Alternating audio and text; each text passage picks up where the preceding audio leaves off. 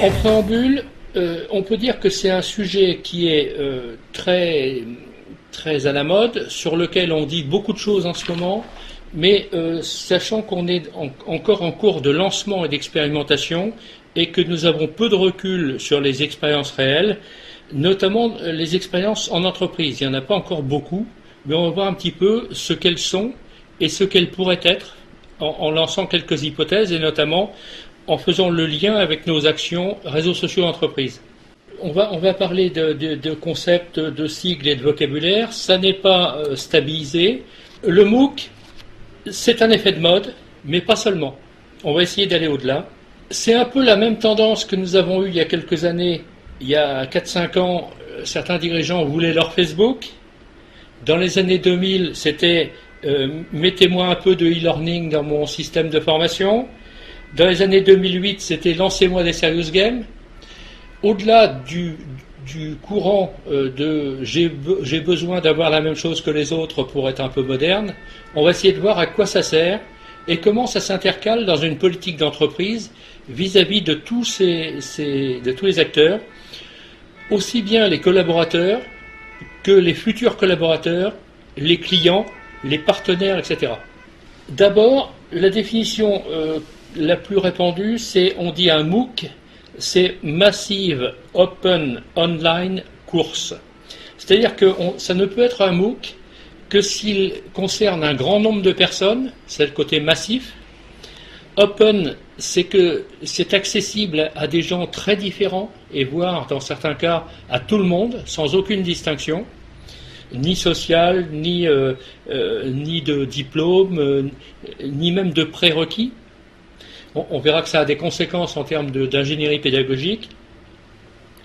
Et puis que c'est online, bien sûr. Sinon, on pourrait faire un MOOC comme on l'a déjà fait en amphi, par exemple. Et puis course, un MOOC, c'est un cours. Et ça peut être un cours qui, par contre, utilise divers dispositifs en ligne, divers outils. On le verra.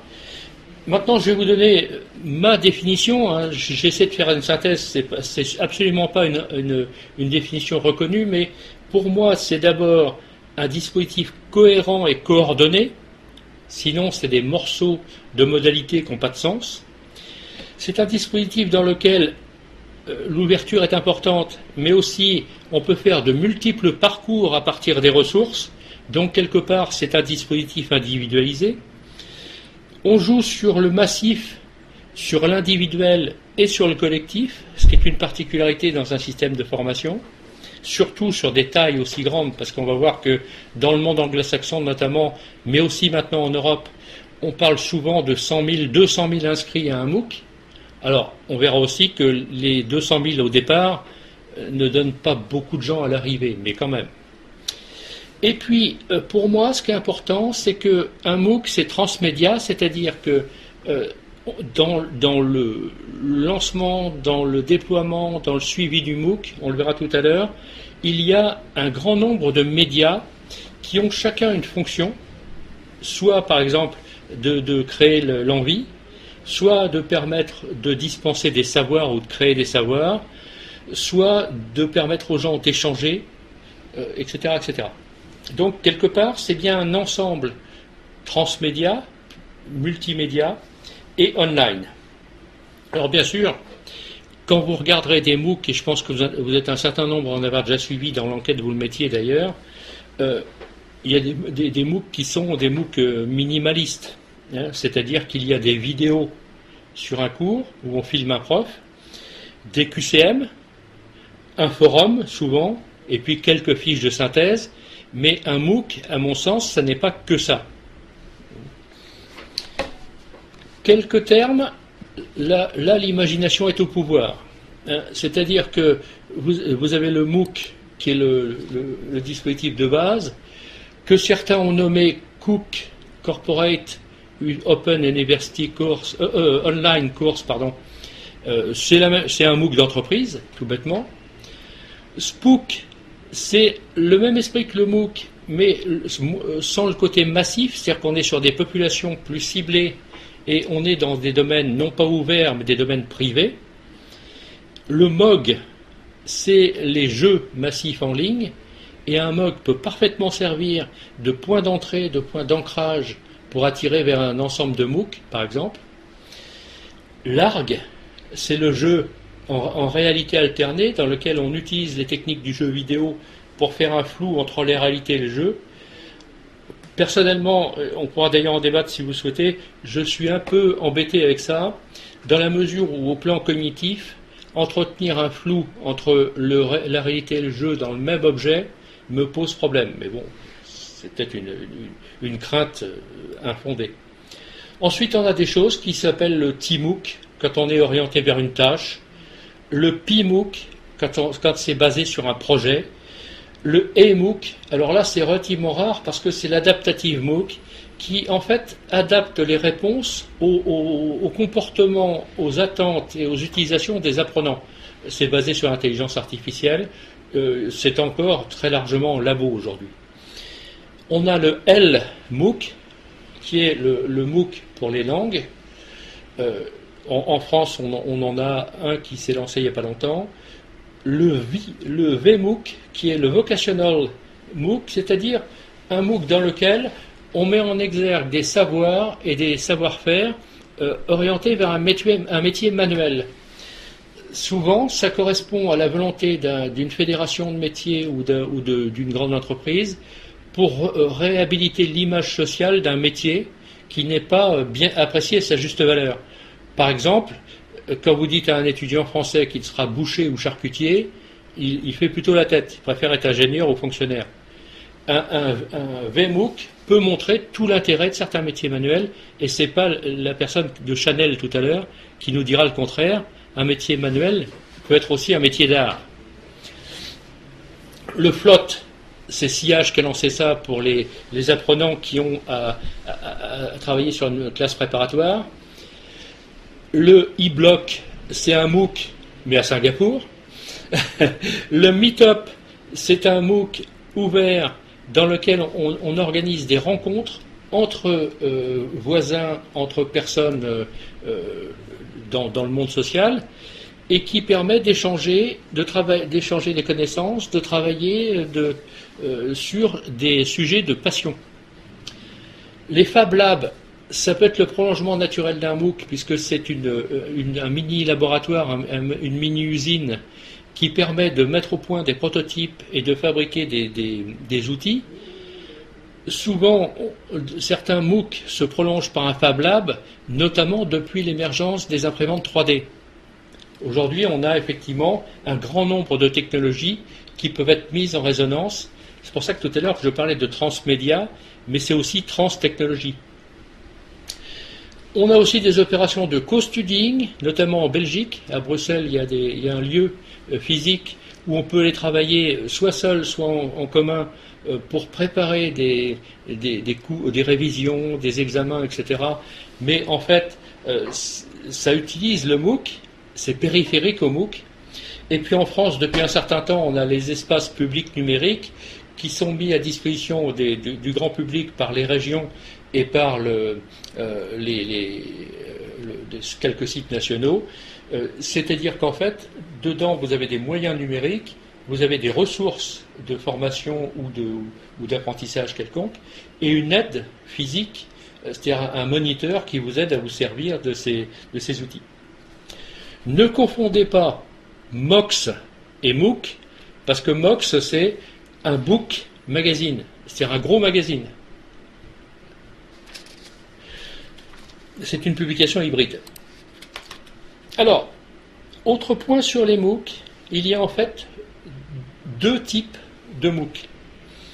Les MOOC dans lesquels on échange des connaissances existantes et des MOOC dans lesquels on crée des connaissances, on les adapte, on les décline, etc. Le premier s'appelle le XMOOC, c'est le plus ancien, c'est né notamment des conférences TED aux États-Unis et des conférences de Wharton, par exemple. Le CMOOC, c'est ce qu'on appelle le MOOC connectiviste, dans lequel, de façon collaborative, on crée de nouvelles connaissances, on les adapte, on se les approprie. En face de ça, vous avez la même chose, mais en petit, c'est-à-dire en plus privé, c'est le SPOOC. Et là, vous avez aussi des XSPOOC qui sont de la transmission de connaissances existantes et des CSPOOC qui sont des créations, des adaptations de connaissances. Vous allez voir tout de suite que le XMOOC, c'est un mode transmissif qui a son utilité pour apporter des connaissances, mais qui a une limite. C'est-à-dire que derrière, le transfert sur le quotidien, sur le travail ou dans la vie réelle, doit être fait entièrement par l'apprenant. Dans le CSPOOC ou le CMOOC, la connaissance est créée, mais aussi le transfert dans le réel est travaillé en commun. Et ça ouvre des grandes perspectives, notamment en termes de open innovation, de collaboration, etc., etc. On en parlera tout à l'heure, et c'est là que le lien se fait bien avec les réseaux sociaux d'entreprise. Alors le connectivisme, c'est pas du tout c'est pas un parti politique, c'est en fait une évolution de l'approche des sciences de l'apprentissage.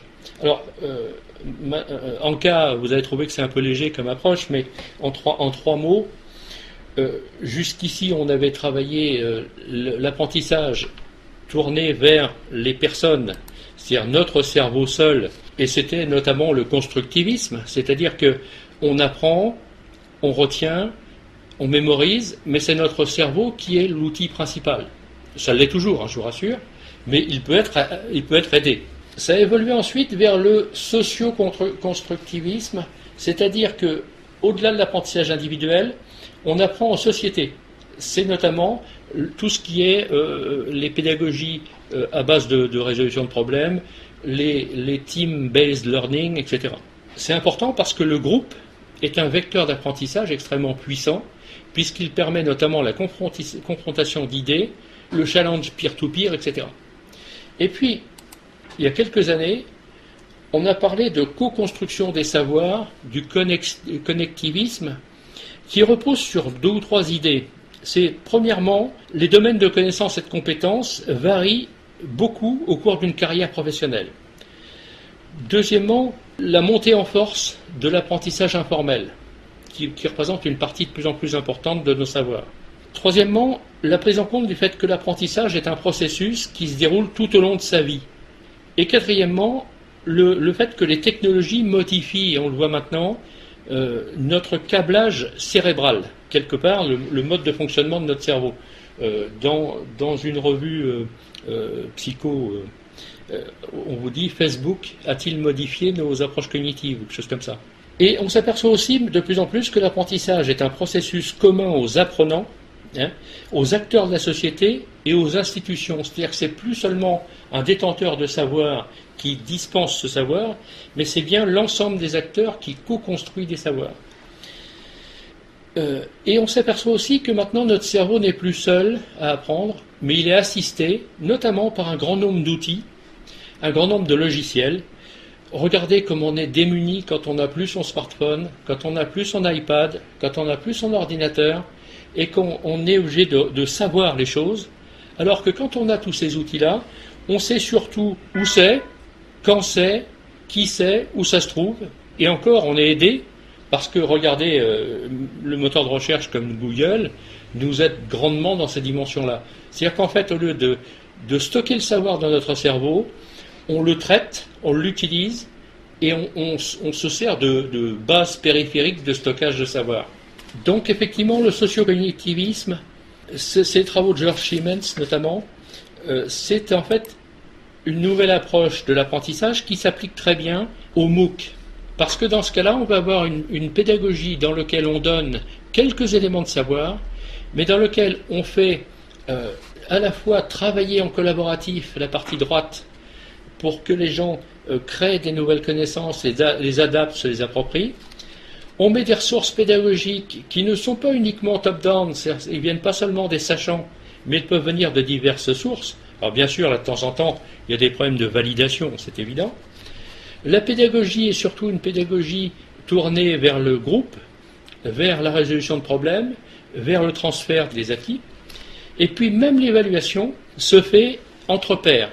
Par exemple, dans un MOOC connectiviste, et même parfois dans d'autres MOOC, on demande à quelqu'un de valider, enfin d'évaluer les travaux, en général de 5 de ses collègues, à partir d'une grille qui a été élaborée par le prof et avec des consignes qui ont été données par le prof.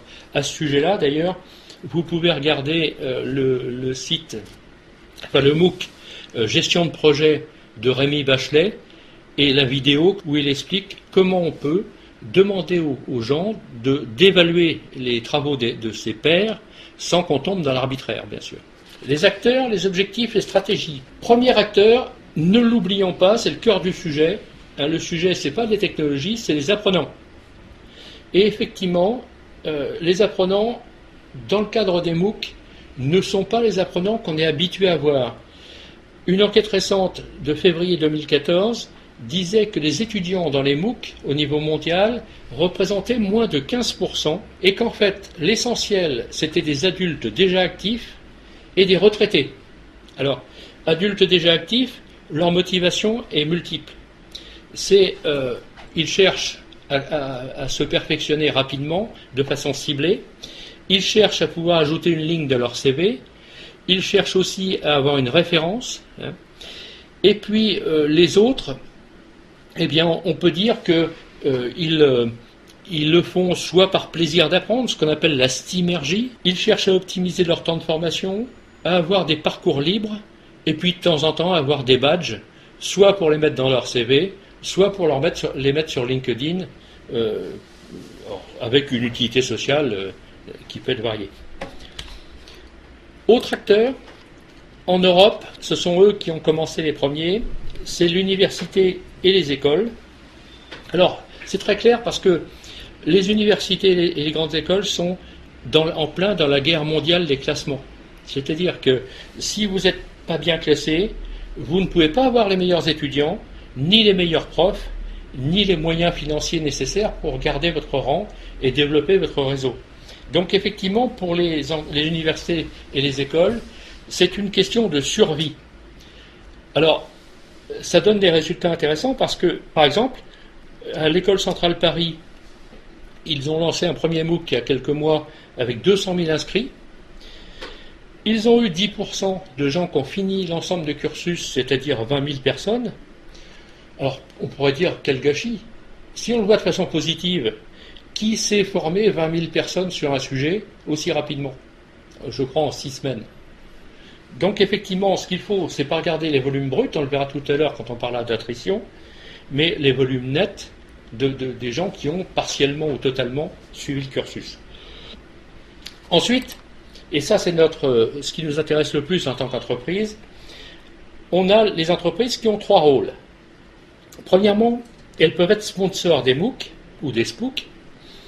Elles peuvent être utilisateurs de MOOC et par exemple inclure un MOOC dans des parcours de formation, proposer des MOOC aux collaborateurs, notamment quand ils ont des besoins qui ne sont pas des besoins de masse, mais des besoins atypiques, par exemple, former un informaticien à un langage très particulier, ça peut être une bonne solution de l'envoyer vers un MOOC.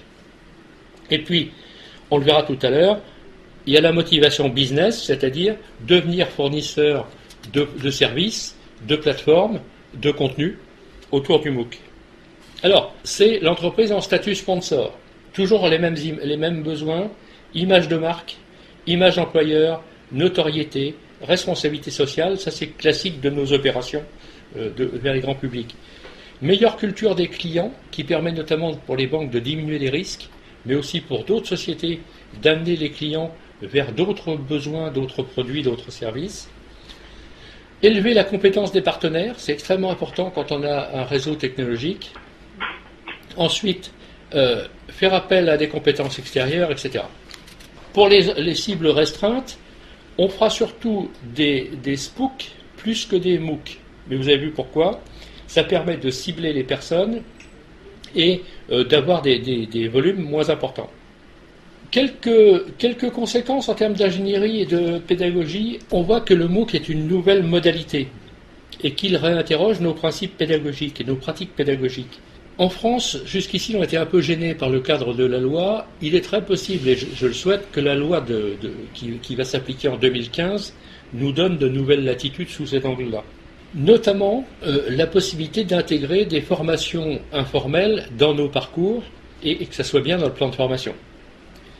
J'attire votre attention sur le flipped classroom, c'est-à-dire la classe inversée, qui est de plus en plus utilisée dans les MOOC, c'est-à-dire que le cours se fait à la maison avec le MOOC et on fait les devoirs en classe, c'est-à-dire ensemble dans les espaces collaboratifs, ce qui permet d'appliquer le savoir. Le problème principal du MOOC, c'est l'attrition. Alors, le taux mondial, c'est en gros 90% de l'attrition étant la diminution des inscrits. Hein. Les inscrits sont massifs. Les gens qui finissent le cours, c'est en gros 10% des inscrits en moyenne mondiale. Alors, comme on l'a vu tout à l'heure, c'est pas dramatique non plus. Hein.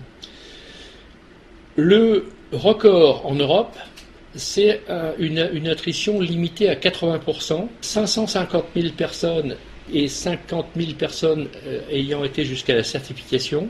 Ça, c'est le record qui est détenu au niveau mondial par quelque chose de très spécialisé dans la programmation en Scala. En France, on a le MOOC gestion de projet dont je parlais tout à l'heure. 37% des inscrits ont obtenu le certificat de base, ce qui est nettement plus fort que la moyenne mondiale. On s'aperçoit en francophonie que l'attrition est seulement à 50-70% contre 90% dans le monde anglo-saxon. Attention, ces chiffres-là sont fortement impactés par les pays, notamment de l'Afrique francophone et la francophonie hors de France. L'école centrale Paris me disait que sur 200 000 inscrits au premier cours, il y avait en gros 50% de touristes qui sont venus picorer quelques éléments, hein, et qu'ils avaient seulement 10% à la fin du parcours. Autre sujet important, l'autonomie cognitive des apprenants. Et c'est important, quand on apprend dans un MOOC, d'être capable d'apprendre seul et d'être équipé pour ça. L'autre aspect, la surcharge cognitive. C'est-à-dire, plus on met de choses en même temps dans un cours, moins on a de chance que les gens aillent au bout. La problématique pour une entreprise comme pour une université, c'est qu'on est un peu en start-up permanente sur un cours. En V1, on essaie, en V2, on confirme les choses et surtout, on écoute bien ce qui s'est passé en V1 pour adapter. En V3, on écoute encore ce qui s'est fait en V2 et on essaie d'atteindre les standards mondiaux. Alors, les standards mondiaux qui se dessinent, c'est en gros un cours de 8 semaines maximum. Le standard tend maintenant à baisser vers 6 semaines. Et puis, au-delà du minimum de ce qu'on a vu, c'est-à-dire pas seulement les vidéos et les QCM. Il faut absolument gérer vite les difficultés et apprendre à en tirer des leçons, parce que le buzz, sinon, devient négatif pour le MOOC et rend difficile la V2, la V3. Attention, un MOOC, quand on veut se lancer sur une base mondiale, ça coûte extrêmement cher. Les levées de fonds, par exemple, de Coursera, c'est 85 millions de dollars depuis 2012. EDX, 60 milliards. Udacity, 20 milliards. C'est pas milliards, c'est millions. Millions de dollars. En France, DigiSchool, 3 millions d'euros. Open Classroom, 2 millions d'euros. First Finance, son premier cours, 100 000 euros. Alors qu'ils sont sur un logiciel open source, Canvas. Et on estime que pour faire un MOOC d'entreprise, la moyenne d'investissement pour le premier cours, c'est à peu près 50 000 euros. Et on doit pouvoir atteindre rapidement pour les cours suivants 15 000 euros pour chaque cours. Alors attention, ça veut dire qu'on utilise dans ce cas-là une plateforme de quelqu'un d'autre. Si on doit investir dans la plateforme, c'est beaucoup plus...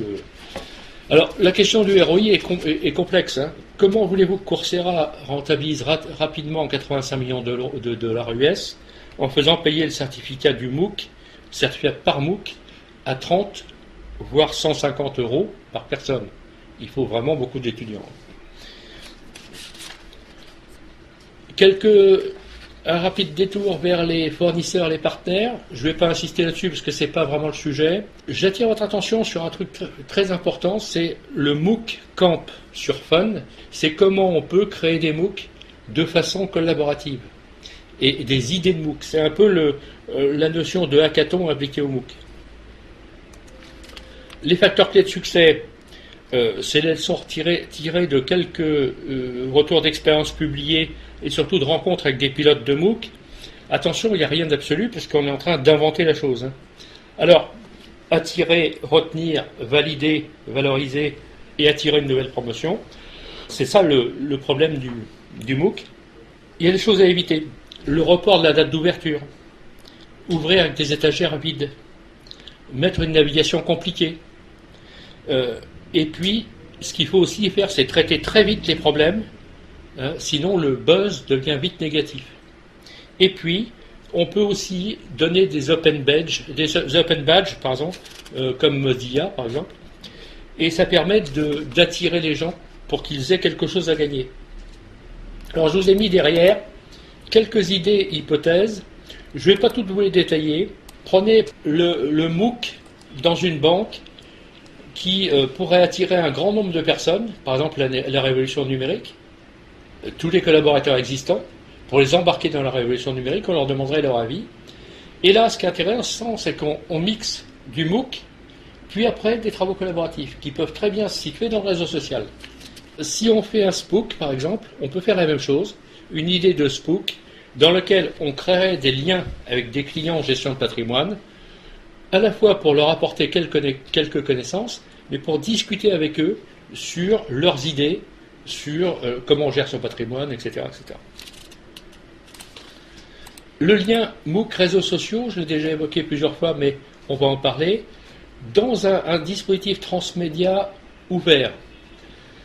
Le buzz se fait par les médias sociaux externes, Facebook, Google, etc., etc. Le buzz à l'entrée et le buzz à la sortie. Et puis on a des accroches, c'est pour ça que je parlais de transmédia, avec des jeux, avec des vidéos, des énigmes, des blogs, etc. On peut utiliser après des plateformes pour diffuser le savoir et porter les ressources. Et puis on a une plateforme d'échange en bleu qui peut très bien être aussi un réseau social. Les publications aussi, en orange, peuvent être aussi portées par le réseau social. Ça, c'était en externe. En interne, c'est plus simple. Vous pouvez faire le buzz, l'accroche, les échanges, la publication et le buzz final, tout ça par réseau social. Et vous avez le cours vidéo qui, lui, peut être porté soit par un MOOC externe, soit, pourquoi pas, par le LMS, c'est-à-dire la plateforme de e-learning de l'entreprise, qui répond à une des questions qui avait été posée. Pour finir, et en forme de clin d'œil, 4 règles, c'est des recommandations, puisqu'on est dans un début de matière. Premièrement, méfiez-vous des imitations. Un cours filmé n'est pas un MOOC. Et surtout si c'est une vidéo d'une heure et demie, non séquencée, etc. Pour vous faire une idée vous-même, suivez un ou plusieurs MOOC. Vous pouvez les picorer ou les prendre en totalité, mais vous pouvez repérer la pédagogie, l'organisation, ce qu'on demande au travail collectif, la part de savoir existant et la part de savoir à créer. Le guidage, par exemple, si vous ne pouvez pas suivre la 2e semaine, est-ce que vous êtes perdu définitivement ou pas ? En 3e règle, suivez l'activité et triez. C'est-à-dire il y a des vraies innovations, et puis il y a beaucoup d'annonces marketing, de ce que j'appelle le MOOC-like.